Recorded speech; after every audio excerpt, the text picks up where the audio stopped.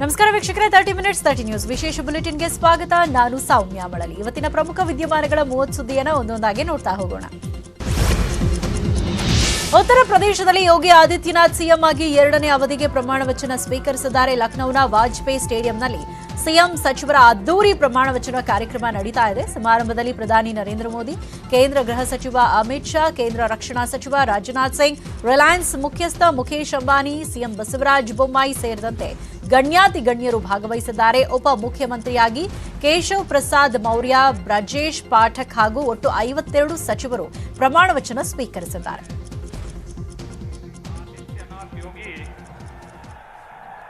ईश्वर की शपथ लेता हूं कि मैं विधि द्वारा स्थापित भारत के संविधान के प्रति सच्ची श्रद्धा और निष्ठा रखूंगा। मैं भारत की प्रभुता और अखंडता अक्षुण्य रखूंगा। मैं उत्तर प्रदेश राज्य के मुख्यमंत्री के रूप में अपने कर्तव्यों का श्रद्धापूर्वक और शुद्ध अंतःकरण से निर्वहन करूंगा तथा मैं भय या पक्षपात, अनुराग या द्वेष के बिना सभी प्रकार के लोगों के प्रति संविधान और विधि के अनुसार न्याय करूंगा। ಹಿಜಾಬ್ ವಿವಾದ ತಣ್ಣಗಾಗಿರೋ ಹೊತ್ತಲ್ಲೇ ಮಾಜಿ ಸಿಎಂ ಸಿದ್ದರಾಮಯ್ಯ ಮತ್ತೆ ವಿವಾದದ ಕಿಡಿ ಹೊತ್ತಿಸಿದ್ದಾರೆ. ಹಿಜಾಬ್ ವಿವಾದ ಸೃಷ್ಟಿಯಾಗಲು ಬಿಜೆಪಿಯೇ ಕಾರಣ, ತಲೆ ಮೇಲೆ ಬಟ್ಟೆ ಹಾಕಿದ್ರೆ ತಪ್ಪೇನಿದೆ ಅಂತ ಪ್ರಶ್ನೆ ಮಾಡಿದ್ದಾರೆ. ಅಷ್ಟೇ ಅಲ್ಲ, ಹಿಂದೂ ಹೆಣ್ಣು ಮಕ್ಕಳು ತಲೆ ಮೇಲೆ ಬಟ್ಟೆ ಹಾಕ್ತಾರೆ, ಸ್ವಾಮೀಜಿಗಳು ಸಹ ತಲೆಯ ಮೇಲೆ ಬಟ್ಟೆ ಹಾಕ್ತಾರೆ. ಅದನ್ನ ನೀವು ಪ್ರಶ್ನೆ ಮಾಡ್ತೀರಾ? ಜನ ಬುದ್ಧಿವಂತರು, ಬಿಜೆಪಿಯ ತಂತ್ರಾರ್ಥವಾಗಿದೆ. ಮತ ಕ್ರೋಢೀಕರಣ ಆಗುತ್ತೆ ಅನ್ನೋ ಬಿಜೆಪಿ ಲೆಕ್ಕಾಚಾರ ಉಲ್ಟಾ ಆಗುತ್ತೆ ಅಂತ ಕಿಡಿಕಾರಿದ್ದಾರೆ. ನಂಬರ್ 1, ಹೆಣ್ಮಕ್ಳುಗಳು ಯೂನಿಫಾರ್ಮ್ ಮಕ್ಕಳ ತಯಾರಾಗಿದ್ದಾರೆ. ಒಂದು ದುಪ್ಪಟ ಹಾಕೊಳ್ಳಕ್ಕೆ ಅವಕಾಶ ಮಾಡಿಕೊಡಿ ಅಂತ. ದುಪ್ಪಟ ಈಗ ಹಿಂಗೆ ಅದೇ ಹೆಂಗಾರು ಹಾಕೊಳ್ಳಿ, ಅವ್ರ ತಲೆ ಮೇಲಾರು ಹಾಕೊಳ್ಳಿ, ಹೆಗಲ ಮೇಲಾರು ಹಾಕೊಳ್ಳಿ. ಈಗ ನಾನು ಹೆಗಲ ಮೇಲೆ ಹಾಕತ್ತೀನಿ. ಈಗ ಜೈನ್ ಹೆಣ್ಮಕ್ಳೆಲ್ಲ ತಲೆ ಮೇಲೆ ಶೆರ್ಗ ಹಾಕೊಳ್ಳಲ್ವಾ? ಹಿಂದೂ ಹೆಣ್ಮಕ್ಳುಗಳು ಹಾಕಲ್ವಾ? ಸ್ವಾಮೀಜಿಗಳು ಹಾಕೊಳ್ಳಲ್ವಾ ತಲೆ ಮೇಲೆ? ಹಾಕೊಳ್ಳಿ ಬಿಡಿ, ಏನ್ ನಿಮ್ಗೆ ತೊಂದರೆ ಏನು? ವಿಪಕ್ಷ ನಾಯಕ ಸಿದ್ದರಾಮಯ್ಯ ಆರೋಪಕ್ಕೆ ಬಿಜೆಪಿ ನಾಯಕರು ಕೆರಳಿ ಕೆಂಡವಾಗಿದ್ದಾರೆ. ಈ ಬಗ್ಗೆ ಮಾತನಾಡಿದ ಸಚಿವ ನಾಗೇಶ್, ಕಾಂಗ್ರೆಸ್ ವೋಟ್ ಬ್ಯಾಕ್ ರಾಜಕಾರಣ ಮಾಡ್ತಾ ಇದೆ. ಸಿದ್ದರಾಮಯ್ಯರಿಂದ ಈ ರೀತಿ ಹೇಳಿಕೆ ನಿರೀಕ್ಷೆ ಮಾಡಿರಲಿಲ್ಲ. ಕಾಂಗ್ರೆಸ್ನವರಿಗೆ ಚುನಾವಣೆ ಸೋಲುವ ಭೀತಿ ಕಾಡ್ತಾ ಇದೆ. ಚುನಾವಣೆಗೂ ಮುನ್ನವೇ ಸೋಲುಕೊಳ್ತಾ ಇದ್ದಾರೆ. ಹಿಜಾಬ್ ವಿವಾದದಲ್ಲಿ ಸ್ವಾಮೀಜಿಗಳ ವಿಚಾರವನ್ನ ಯಾಕೆ ಎತ್ತಿದ್ರು ಅಂತ ಸಚಿವ ನಾಗೇಶ್ ಪ್ರಶ್ನಿಸಿದ್ರು. ಸಿದ್ದರಾಮಯ್ಯನವರು ಮಠಕ್ಕೆ ಭೇಟಿ ನೀಡಿದಾಗಲೇ ಸ್ವಾಮೀಜಿಗಳಿಗೇನ ಕೇಳಬೇಕು, ನೀವ್ಯಾಕೆ ಶಾಲ್ ಹಾಕೊಳ್ತೀರಾ, ಪೇಟ ಹಾಕ್ತೀರಾ ಅಂತ. ಮಠದಲ್ಲಿದ್ದಾಗ ಕಾಂಗ್ರೆಸ್ ನಾಯಕರು ಸೈಲೆಂಟ್ ಆಗ್ತಾರೆ, ಹೊರಗಡೆ ಬಂದ ಮೇಲೆ ವೈಲೆಂಟ್ ಆಗ್ತಾರೆ ಅಂತ ಸಚಿವ ಅಶೋಕ್ ಕಿಡಿಕಾರಿದ್ರು. ಶಾಸಕ ಯತ್ನಾಳ್ ಸಹ ಕಾಂಗ್ರೆಸ್ನವರು ತಮ್ಮ ನೆಲೆಯನ್ನ ತಾವೇ ಕಳ್ಕೊಳ್ತಾ ಇದ್ದಾರೆ, ಪಾಕ್ ಪರವಾಗಿ ಮಾತನಾಡುವ ಸಂಸ್ಕೃತಿ ಅವರದ್ದು ಅಂತ ವಾಗ್ದಾಳಿ ನಡೆಸಿದ್ರು. ವಿಪಕ್ಷ ನಾಯಕ ಸಿದ್ದರಾಮಯ್ಯ ಹೇಳಿಕೆಗೆ ರಾಜ್ಯದಲ್ಲಿನ ಕೆಲ ಸ್ವಾಮೀಜಿಗಳು ಅಸಮಾಧಾನ ವ್ಯಕ್ತಪಡಿಸಿದ್ದಾರೆ. ಕೊಲ್ಲೂರಿನಲ್ಲಿ ಕಿಷ್ಕಿಂದಾದ ಶ್ರೀ ಗೋವಿಂದ ಸರಸ್ವತಿ ಸ್ವಾಮೀಜಿ, ಸಿದ್ದರಾಮಯ್ಯ ಮಾತನಾಡುವುದು ಹಿಂದೂ ವಿರೋಧ, ಧರ್ಮ ವಿರೋಧ, ಇಂತಹ ಹೇಳಿಕೆಗಳನ್ನೆಲ್ಲ ಅವರು ಕೊಡಬಾರದು. ಸಿದ್ದರಾಮಯ್ಯ ಹೆಸರಿನಲ್ಲಿ ರಾಮನ ಹೆಸರಿದೆ. ಹಿಂದೂ ಧರ್ಮ, ಹಿಂದೂ ದೇವರ ವಿರುದ್ಧ ಅವರು ಕೆಲಸ ಮಾಡ್ತಾ ಇರೋದು ತಪ್ಪು. ಸಿದ್ದರಾಮಯ್ಯನವರ ವರ್ತನೆ ಸರಿಯಿಲ್ಲ. ಹಿಜಾಬ್ ವಿಚಾರಕ್ಕೂ ಸನ್ಯಾಸಿಗಳ ವಿಚಾರಕ್ಕೂ ನಡುವಿನ ವ್ಯತ್ಯಾಸ ನಿಮಗೆ ಗೊತ್ತಿಲ್ವಾ? ನಿಮಗೆ ಸ್ವಲ್ಪವೂ ಬುದ್ಧಿ ಜ್ಞಾನ ಇಲ್ವಾ? ಇಂತಹ ನಾಯಕರಿಗೆ ಚೆನ್ನಾಗಿ ಬುದ್ಧಿ ಕಲಿಸಬೇಕು ಅಂತ ಹೇಳಿದ್ದಾರೆ. ಅವ್ರು ಹೇಳ್ತಾ ಇರುವಂಥ ಸ್ಟೇಟ್ಮೆಂಟ್ಗಳು ಹೆಂಗಿರ್ತಾವ ಅಂತಂದರೆ, ಯಾವಾಗಲೂ ಹಿಂದೂ ವಿರೋಧವೇ, ಧರ್ಮ ವಿರೋಧವೇ ಅಂಥದ್ದು ಮಾಡಬಾರದವರು. ಅವರ ಹೆಸರು ಈಗಲೂ ಹೇಳ್ತಾ ಇದ್ದು ಸಿದ್ದರಾಮಯ್ಯ ಅಂತ. ಅವರ ಹೆಸರೇ ರಾಮನ ಒಂದು ವಾಕ್ಯವನ್ನು ಸೇರಿಸಿಕೊಂಡಿದ್ದಾರೆ. ಆದರೆ ಹಿಂದೂ ದೇವತೆಗಳ ಬಗ್ಗೆ, ಹಿಂದೂ ಧರ್ಮದ ಬಗ್ಗೆ ವಿರುದ್ಧವಾಗಿ ಕೆಲಸ ಮಾಡ್ತಾ ಇರೋಂಥವರು, ಅದು ತಪ್ಪು, ಹಂಗೆ ಮಾಡಬಾರದು. ನಿಮಗೆ ಹಿಜಾಬ್ ಹಾಕೊಳ್ಳೋಂಥವರಿಗೆ ಸನ್ಯಾಸಿಗಳಿಗೆ ವ್ಯತ್ಯಾಸ ನಿಮಗೆ ಗೊತ್ತಿಲ್ಲವೇ? ಅಷ್ಟು ಬುದ್ಧಿ ಸಿದ್ದರಾಮಯ್ಯ ವಿವಾದಾತ್ಮಕ ಹೇಳಿಕೆ ವಿಚಾರಕ್ಕೆ ಕಿಡಿಕಾರ್ತಾ ಇರುವ ಶ್ರೀರಾಮ್ ಸೇನೆ ಅಧ್ಯಕ್ಷ ಪ್ರಮೋದ್ ಮುತಾಲಿಕ್ ಸಿದ್ದರಾಮಯ್ಯ ಕ್ಷಮೆ ಕೇಳುವಂತೆ ಆಗ್ರಹಿಸಿದ್ದಾರೆ. ಹಿಜಾಬ್ ಬಗ್ಗೆ ನ್ಯಾಯಾಲಯದ ತೀರ್ಪು ಆಗಿದೆ, ಅದರ ಬಗ್ಗೆ ಮಾತನಾಡುವಾಗ ವಿಚಾರ ಮಾಡಬೇಕು. ಇದು ಅವಮಾನಕರ ಹೇಳಿಕೆ. ಸಂತರ ಪರಂಪರೆ ಪ್ರಶ್ನೆ ಮಾಡಿದ್ದು ಅಪರಾಧ. ಇದು ಕೀಳು ಮಟ್ಟದ ಹೇಳಿಕೆ. ಸಿಎಂ ಆದವರು ನೀವು, ಜವಾಬ್ದಾರಿ ಸ್ಥಾನದಲ್ಲಿ ಇದ್ದವರು. ಹಿಂದೂ ಸಮಾಜ ಅಪಮಾನ ಮಾಡುವಂಥದ್ದು. ಸಿದ್ದರಾಮಯ್ಯ ರಾಜಕೀಯ ಅಂತ್ಯ ಬಂದಿದೆ. ಮಠದ ಪರಂಪರೆಗೆ ಅವಮಾನ ಮಾಡಿದ್ದು ಸರಿಯಲ್ಲ ಅಂತ ವಾಗ್ದಾಳಿ ಮಾಡಿದ್ದಾರೆ. ರಾಜ್ಯದಲ್ಲಿ ಧರ್ಮ ಕಂದಕ ವಿವಾದಗಳು ಶುರುವಾದ ಹಿನ್ನೆಲೆಯಲ್ಲಿ ವಿಧಾನಸಭೆಯಲ್ಲಿ ಕಾಂಗ್ರೆಸ್ ಶಾಸಕ ಎನ್ಎ ಹ್ಯಾರಿಸ್ ಸೌಹಾರ್ದದ ಮಾತನಾಡಿದ್ದಾರೆ. ನಮ್ಮ ನಿಮ್ಮ ಡಿಎನ್ಎ ಟೆಸ್ಟ್ ಮಾಡಿ ಎಲ್ಲ ಒಂದೇ ಇರುತ್ತೆ. ನಮ್ಮ ನಿಮ್ಮ ರಕ್ತವೂ ಒಂದೇ ಬಣ್ಣದ್ದು. ಅನ್ಯೋನ್ಯತೆಯಿಂದ ಅಣ್ಣ ತಮ್ಮಂದಿರಾಗಿ ಬಾಳೋಣ. ಶಾಲೆಯಲ್ಲೆಲ್ಲ ಭಾರತೀಯರು ಅಣ್ಣ ತಮ್ಮಂದಿರು ಅಂತ ಪ್ರಾರ್ಥನೆಯಲ್ಲಿತ್ತು. ಇದೇ ಪ್ರಾರ್ಥನೆ ಇಂದಿಗೂ ನಮ್ಮ ಮನದಲ್ಲಿದೆ. ನಮ್ಮಲ್ಲಿ ವ್ಯತ್ಯಾಸ ತರುವ ಪ್ರಯತ್ನ ಯಾಕೆ? ಅಧಿಕಾರಕ್ಕಾಗೇನಾ? ನಾವು 1000 ವರ್ಷ ಬದುಕಲು ಸಾಧ್ಯನಾ? ಸಿಗುವ 3 ದಿನಗಳಲ್ಲಿ ಕಿತ್ತಾಟ ಯಾಕೆ? ಇಂತಹ ಬದುಕು ಬೇಕಾ? ಎಲ್ಲ ಸೇರಿ ದೇಶದಲ್ಲಿ ಸಮಾನತೆ ತರುವ ಪ್ರಯತ್ನ ಮಾಡಬೇಕು ಅಂತ ಹೇಳಿದ್ದಾರೆ. ರಾಜ್ಯದ ಕೆಲ ದೇಗುಲ ಜಾತ್ರೆಗಳಲ್ಲಿ ಮುಸ್ಲಿಂ ವ್ಯಾಪಾರಿಗಳಿಗೆ ನಿರ್ಬಂಧ ವಿಚಾರಕ್ಕೆ ಪ್ರತಿಕ್ರಿಯಿಸಿದ ಮಾಜಿ ಕೇಂದ್ರ ಸಚಿವ ಕೆಎಚ್ ಮುನಿಯಪ್ಪ, ನಿರ್ಬಂಧ ಕ್ರಮ ಅಸಂವಿಧಾನಿಕ. ದೇಶದ ಸ್ವಾತಂತ್ರ್ಯ ಹೋರಾಟದಲ್ಲಿ ಎಲ್ಲಾ ಧರ್ಮಗಳ ಪಾಲಿದೆ. ಕೇವಲ ಒಂದು ಧರ್ಮಕ್ಕೆ ಸೀಮಿತವಾಗಿಲ್ಲ. ಇದು ಬಿಜೆಪಿಯ ಮುಂದಿನ ಚುನಾವಣೆಯ ರಾಜಕೀಯ ಒಳಸಂಚು. ಜನ ಬಿಜೆಪಿ ಪಾಠ ಕಲಿಸಲು ಇನ್ನೊಂದು ವರ್ಷ ಬಾಕಿ ಇದೆ ಅಂತ ಕಿಡಿಕಾರಿದರು. ಉಡುಪಿ ಜಿಲ್ಲೆಯ ಕೊಲ್ಲೂರಿನಲ್ಲಿ ಮುಸ್ಲಿಂ ವ್ಯಾಪಾರಿಗಳಿಗೆ ನಿಷೇಧ ಅಭಿಯಾನ ಜೋರಾಗ್ತಾ ಇದೆ. ಜಾತ್ರೆಯಲ್ಲಿ ಹಿಂದೂ ವ್ಯಾಪಾರಿಗಳಿಗೆ ಮಾತ್ರ ಅವಕಾಶ ನೀಡಲಾಗಿದ್ದು, ಹಿಂದೂಗಳ ಅಂಗಡಿಗಳ ಮುಂದೆ ಕೇಸರಿ ಬಾವುಟ ಹಾಕಲಾಗಿದೆ. ಆದ್ರಿಂದ ದೇವಸ್ಥಾನದ ಸುತ್ತಮುತ್ತ ಹೆಚ್ಚುವರಿ ಪೊಲೀಸ್ ಬಂದೋಬಸ್ತ್ ವ್ಯವಸ್ಥೆ ಮಾಡಲಾಗಿದೆ. ವ್ಯಾಪಾರ ಧರ್ಮ ದಂಗಲ್ ಕಲಬುರಗಿಗೂ ಕಾಲಿಟ್ಟಿದೆ. ಶ್ರೀ ಶರಣ ಬಸವೇಶ್ವರ ದೇಗುಲದಲ್ಲಿ ಅಭಿಯಾನ ಶುರುವಾಗಿದ್ದು, ಮಹಿಳೆಯರಿಗೆ ಬಳೆ, ಅರಿಶಿನ, ಕುಂಕುಮ ಕೊಟ್ಟು ಕ್ಯಾಂಪೇನ್ ನಡೆಸಲಾಗ್ತಾ ಇದೆ. ದೇಗುಲದ ಬಳಿ ಮುಸ್ಲಿಂ ವ್ಯಾಪಾರಿಗಳ ಜೊತೆ ವ್ಯಾಪಾರ ಮಾಡಬೇಡಿ, ಹಿಂದೂ ಧರ್ಮದ ರಕ್ಷಣೆಗೆ ಕೈ ಜೋಡಿಸಿ ಅಂತ ಮನವಿ ಮಾಡಲಾಗ್ತಾ ಇದೆ.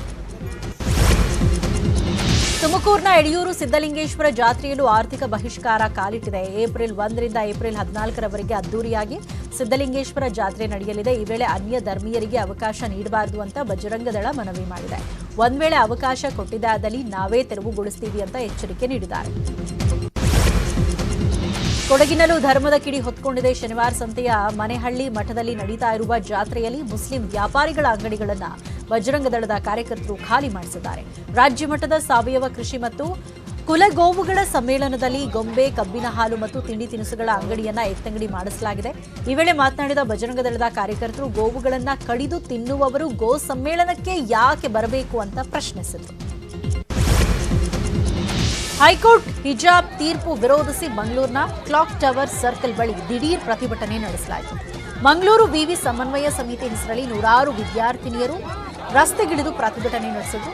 ಹಿಜಾಬ್ ಧರಿಸಿಯೇ ವಿದ್ಯಾರ್ಥಿನಿಯರು ಪ್ರತಿಭಟನೆಯಲ್ಲಿ ಭಾಗವಹಿಸಿದ್ರು. ರಸ್ತೆಗೆ ಅಡ್ಡಲಾಗಿ ಪ್ರತಿಭಟನೆಗೆ ಮುಂದಾಗಿದ್ದಾಗ ಪೊಲೀಸರು ಅವರನ್ನ ತಡೆದಿದ್ದಾರೆ. ಈ ವೇಳೆ ಪೊಲೀಸರು ಮತ್ತು ಪ್ರತಿಭಟನಾಕಾರರ ಮಧ್ಯೆ ವಾಗ್ವಾದ ನಡೆಯಿತು. ಪೊಲೀಸರ ವಿರುದ್ಧ ರಸ್ತೆಯಲ್ಲೇ ಕೂತು ವಿದ್ಯಾರ್ಥಿನಿಯರು ಧಿಕ್ಕಾರ ಕೂಗಿದ್ರು.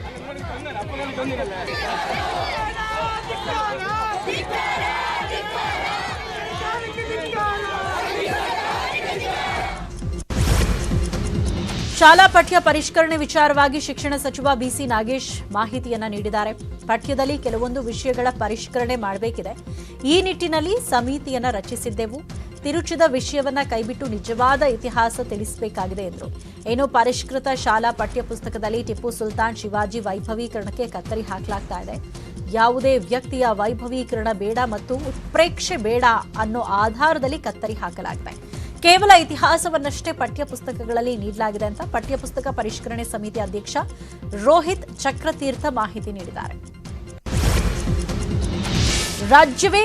ರಾಜ್ಯ ಸಚಿವ ಸಂಪುಟ ವಿಸ್ತರಣೆಯಾಗುವ ಸಾಧ್ಯತೆ ಇದೆ ಶೀಘ್ರದಲ್ಲೇ. ಆದ್ದರಿಂದ ದೆಹಲಿಯಲ್ಲಿ ಲಾಬಿ ಶುರುವಾಗಿದೆ. ರಮೇಶ್ ಜಾರಕಿಹೊಳಿ ದೆಹಲಿಗೆ ದೌಡಾಯಿಸಿದ್ದಾರೆ. ಬಸನಗೌಡ ಪಾಟೀಲ್ ಯತ್ನಾಳ್, ಅರವಿಂದ್ ಬೆಲ್ಲದ್ ಕೂಡ ಲಾಬಿ ಮಾಡ್ತಿದ್ದಾರೆ.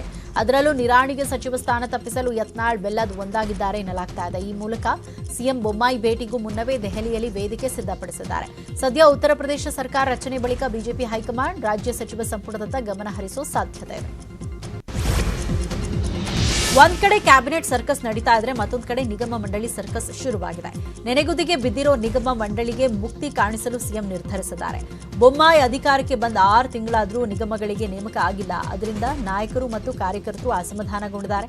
ಅದೇ ಕಾರಣಕ್ಕೆ ಯುಗಾದಿ ಹಬ್ಬದೊಳಗೆ ನಿಗಮ ಮಂಡಳಿಗಳ ನೇಮಕ ಮಾಡಲು ಸಿಎಂ ನಿರ್ಧರಿಸಿದ್ದಾರೆ.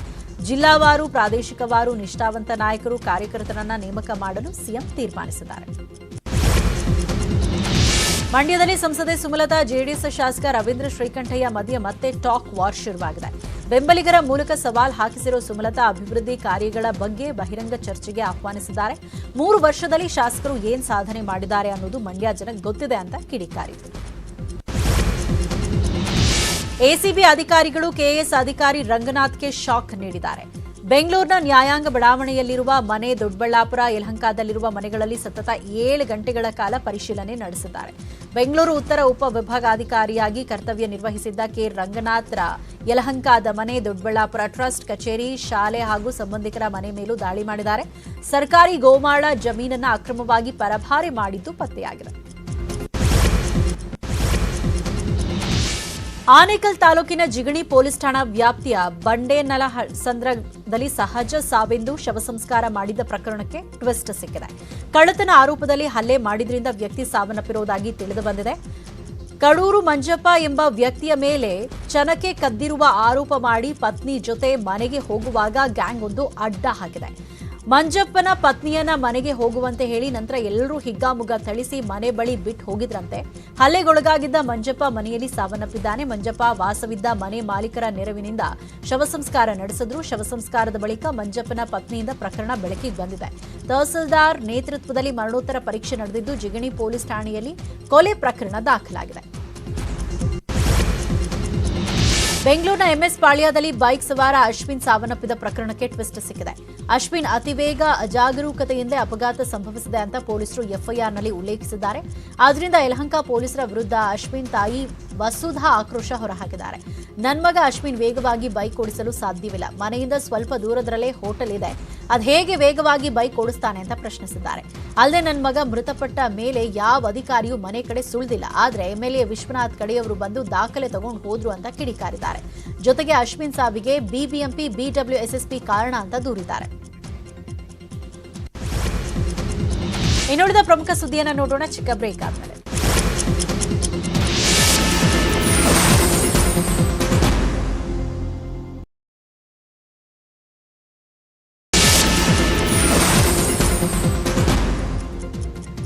Welcome back. ಇನ್ನುಳಿದ ಪ್ರಮುಖ ಸುದ್ದಿ. ರಷ್ಯಾ ಯುದ್ಧದಲ್ಲಿ ಸಾವನ್ನಪ್ಪಿದ ಕನ್ನಡಿಗ ಹಾವೇರಿ ಜಿಲ್ಲೆಯ ನವೀನ್ ಕೈಲಾಸ ಸಮಾರಾಧನೆ ಇಂದು ನೆರವೇರಿದೆ. ನವೀನ್ ಸ್ವಗ್ರಾಮ ಚಳ್ಳಗೇರಿ ಕುಟುಂಬದ ಸದಸ್ಯರು ಪೂಜೆ ಸಲ್ಲಿಸಿ ನಡೆಸಿದ್ದಾರೆ. ಮೃತಪಟ್ಟ 25 ದಿನ ನವೀನ್ ಕೈಲಾಸ ಸಮಾರಾಧನೆ ನೆರವೇರಿಸಲಾಗಿದ್ದು ಕುಟುಂಬಸ್ಥರು, ಸಂಬಂಧಿಕರು, ಗ್ರಾಮದ ಜನರು ಭಾಗವಹಿಸಿದರು.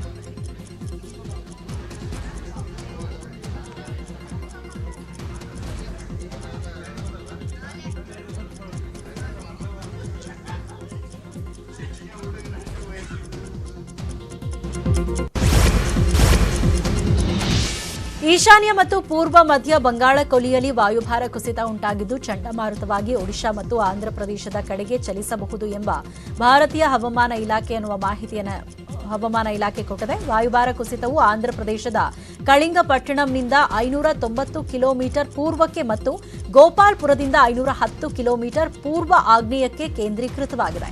ಚಂಡಮಾರುತದ ಪ್ರಭಾವದಿಂದಾಗಿ ಒಡಿಶಾ ಮತ್ತು ಆಂಧ್ರಪ್ರದೇಶ ಕರಾವಳಿ ಪ್ರದೇಶಗಳಲ್ಲಿ ನಾಳೆ ಕೆಲವೆಡೆ ಭಾರೀ ಮಳೆ ಮತ್ತು ಇನ್ನು ಕೆಲವೆಡೆ ಸಾಧಾರಣ ಮಳೆಯಾಗುವ ನಿರೀಕ್ಷೆ ಇದೆ ಅಂತ ಹವಾಮಾನ ತಜ್ಞರು ಹೇಳಿದ್ದಾರೆ. ದೇಶದಲ್ಲಿ ಸತತ 3ನೇ ದಿನ ಪೆಟ್ರೋಲ್ ಡೀಸೆಲ್ ಬೆಲೆ ಏರಿಕೆಯಾಗಿದೆ. ಇಂದು ಪೆಟ್ರೋಲ್ ಹಾಗೂ ಡೀಸೆಲ್ ಬೆಲೆ 80 ಪೈಸೆ ಹೆಚ್ಚಳವಾಗಿದೆ. ಇದರೊಂದಿಗೆ ಪೆಟ್ರೋಲ್ ಬೆಲೆ ಪ್ರತಿ ಲೀಟರ್ಗೆ 103.11 ರೂಪಾಯಿಗೆ ಏರಿಕೆಯಾಗಿದೆ. ಡೀಸೆಲ್ ಬೆಲೆ 87 ರೂಪಾಯಿ 37 ಪೈಸೆಗೆ ತಲುಪಿದೆ. ರಷ್ಯಾ ಉಕ್ರೇನ್ ಯುದ್ಧ ಶುರುವಾಗಿ 1 ತಿಂಗಳಾಯಿತು. ಆದರೂ ಸಹ ಎರಡೂ ರಾಷ್ಟ್ರಗಳ ನಡುವಿನ ರಣೋತ್ಸಾಹ ನಿಲ್ಲೋ ಹಾಗೆ ಕಾಣ್ತಾ ಇಲ್ಲ. ರಷ್ಯಾ ಪಡೆಯ ಅಬ್ಬರಕ್ಕೆ ಉಕ್ರೇನ್ ಸೇನೆ ಸಹ ತಕ್ಕ ತಿರುಗೇಟನ್ನು ನೀಡ್ತಾ ಇದೆ. ರಷ್ಯಾದ ಯುದ್ಧ ಟ್ಯಾಂಕರ್ ಹಾಗೂ ಲ್ಯಾಂಡಿಂಗ್ ಶಿಪ್ ಅನ್ನ ಉಕ್ರೇನ್ ಹೊಡೆದುರುಳಿಸಿದೆ. ಬೆರೆಡ್ಯಾನ್ ನಗರವನ್ನ ರಷ್ಯಾ ಸುತ್ತುವರೆದಿದ್ದು ನಾಗರಿಕರನ್ನೇ ಗುರಿಯಾಗಿಸಿ ಮೇಲಿಂದ ಮೇಲೆ ದಾಳಿ ಮಾಡಲಾಗ್ತಾ ಇದೆ.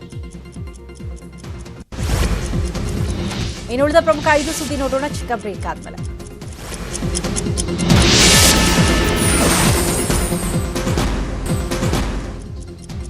Welcome back. ಇನ್ನುಳಿದ ಪ್ರಮುಖ ಸುದ್ದಿಗಳನ್ನು ನೋಡೋಣ.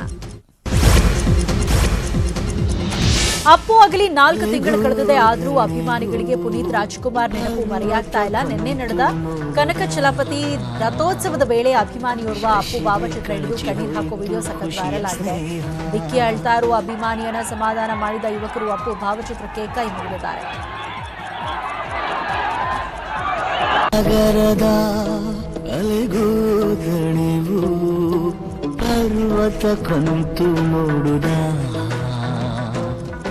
ಶಶಿಗೆ ಕಳಚಿ ಹೋಯಿತು ಖುಷಿಯ ಸ್ನೇಹ.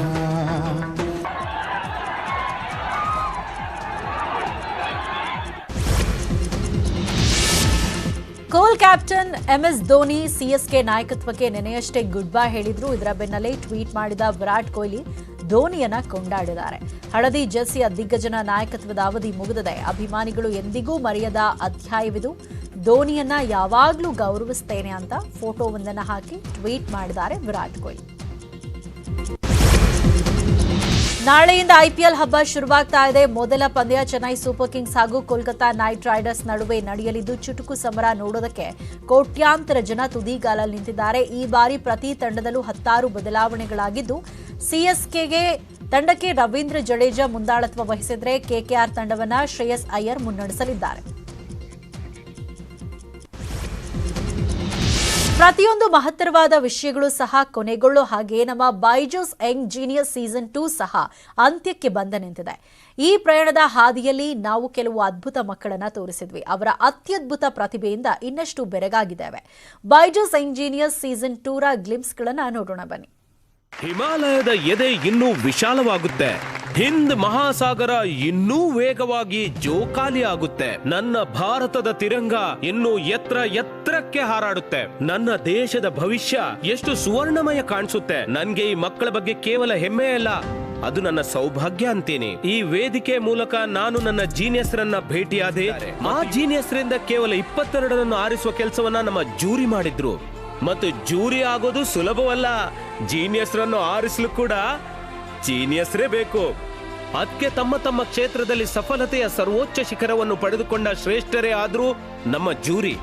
Being part of young genius ನಮ್ಮೆಲ್ಲರಿಗೆ ಗೊತ್ತಾಗುತ್ತೆ how enlightened you can get by looking at these young children. ಬೇರೆ ಬೇರೆ ಫೀಲ್ಡ್ ನಿಂದ ನಿಮ್ಗೆ ಗೊತ್ತಾ, ಕೆಲವರು ಟ್ರಾನ್ಸ್ಫಾರ್ಮ್ ಮಾಡ್ತಿದ್ದಾರೆ ಹ್ಯುಮ್ಯಾನಿಟಿ, ಅವರನ್ನ ಮೀಟ್ ಮಾಡೋದು. It's so inspiring to see that ನಮ್ಮ ದೇಶದ ನಮ್ಮ ಮಕ್ಕಳು are making this country proud. I think sky is the limit. ಮತ್ತೆ ಈ ಪ್ರೋಗ್ರಾಮ್ ಇದನ್ನೇ ಹೇಳುತ್ತೆ ಅಂದ್ರೆ ನಿಮಗೆ ಎಷ್ಟೆಲ್ಲ ಚಾಲೆಂಜಸ್ ಇದ್ರೂ ಕೂಡ ಅದು ಯಾವ ಲೆಕ್ಕಕ್ಕೂ ಬರಲ್ಲ.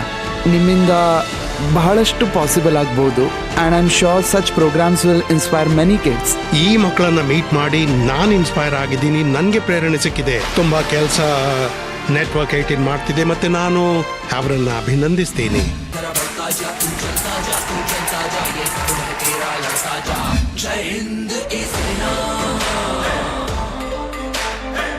ಈ ಪುಟ್ಟ ಗುಬ್ಬಚ್ಚಿಗಳು ಎಷ್ಟು ಎತ್ತರಕ್ಕೆ ಹಾರ್ತಾವಂದ್ರೆ ಬರೀ ಭೂಮಿಯಲ್ಲ ಆಕಾಶಕ್ಕೂ ಆಶ್ಚರ್ಯ.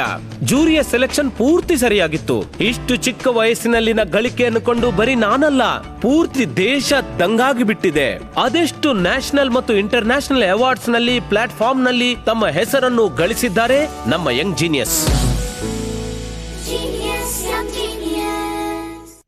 ಇದಿಷ್ಟು ಸದ್ಯದ ನ್ಯೂಸ್ ಅಪ್ಡೇಟ್ಸ್. ನೋಡ್ತಾರೆ ನ್ಯೂಸ್ 18 ಕನ್ನಡ. ಜಾಲ ನಮ್ಮದು, ಬಲ ನಿಮ್ಮದು.